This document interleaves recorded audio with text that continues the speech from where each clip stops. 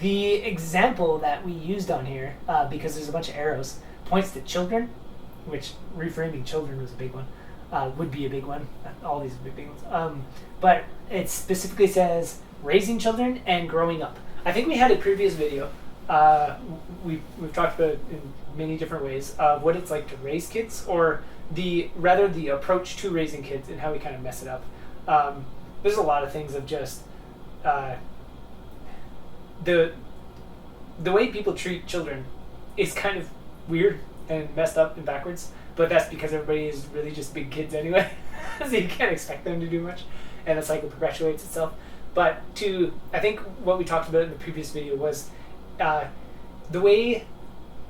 the purest way, and ideally the only reason that anybody would ever want to raise a child is because they have a very specific approach to it, which is I think a person that I'm bringing into this world will benefit a lot and be very good for this world and learn a lot and be happy and everything, and I can provide that, and I can help guide them on the way, even if it means by like the time they're age of 4 they go off somewhere else, whatever. Like just anything that they decide to do, I can be there for them and help show them the way and all this other stuff to a certain point, because I specifically want them to be better than me as quickly and awesomely as possible in all sorts of ways that I have no idea about, so that they can help me learn too. And I'm going to learn a ton in getting them to that point. Like, that has to be 100% the only reason you ever have a child, if you want to 100% successfully raise a child. Which could be the same said for students. Yeah. Like, to be a teacher that brings the disciple beyond where you are. Basically, every single interaction with somebody, anybody, ever. Yeah. That is like 100% the only way that you could be completely successful at any relationship and interaction you have with any single human being on Earth by default. Anything less than that much you have failed. Why haven't I read that in a self-help book?